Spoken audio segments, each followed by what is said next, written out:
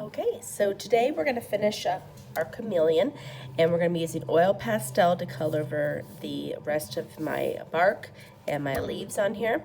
And then for the marker, we're just going to use water and a little brush. And you can see I've kind of done this little section here, so you can see how the colors kind of bleed together really nicely. So this side looked like that before I added water. So this rough area where the marker wasn't working as well, or there's white spaces, once I go over it with the water, it's gonna look much more interesting, okay? So right now I'm going to do some coloring of my leaves, and I can turn my paper around and you can have colors that are like plain, like this green here. You can have colors where you have green and maybe use a little bit of yellow. See how it changes it a little bit? Or maybe green and maybe a little bit of blue. It's gonna make it darker.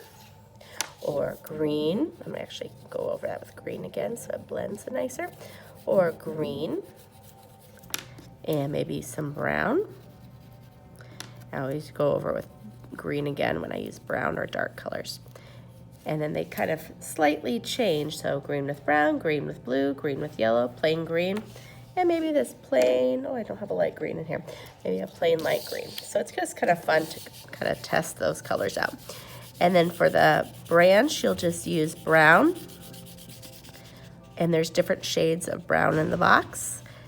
And just kind of be careful when you're coloring around the edges. I'm not going to do the whole thing because I don't want to take up too much of our time.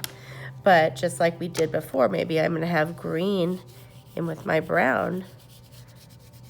So maybe that's some moss growing in there, or yellow with it, on all those colors. So I'm going to pretend for a moment I finished coloring the rest of my bark, my other leaves, okay? Now I'm going to use my water cup here, and then I just dip my brush in there, and I just paint around. And if I go a little bit over where my leaves are, that's fine. When my brush seems dry, I just re-dip it. And I kind of go a little bit slower around my little chameleon. And just keep dipping it when my brush seems dry. You can see the colors are already bleeding so nicely together and kind of blending and fixing in and filling in those areas I didn't like as well. Okay, now when you do your chameleon, I would suggest rinsing out your brush between colors. So let's say I start with this blue area, and where the blue, see how this is happening? Where the blue touches the yellow, we're getting this green. And if I go a little bit over where there's oil pastel, that's okay. And I definitely want to clean out my brush because I don't want blue in it when I go over to this yellow and red part to make my orange.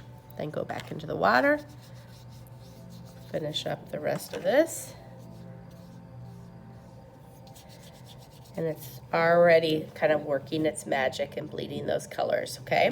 So the one thing I don't want to see you do is take this and go rah over the whole thing, because you'll get a smear of color. So just make sure when you're doing the blue, paint the blue sections. When you're doing the chameleon, paint the chameleon in, and then rinse your brush between colors. And then as it's drying, it's going to get this really cool, almost watercolor effect. And then we'll put this on the drying rack. Then at the end of class, I have a little instructional student assessment we'll fill out, and we're going to fill it out together, and we'll turn that into the finished work pile. So this is what we're going to be focusing on today, and you should have no problems finishing up during the art class.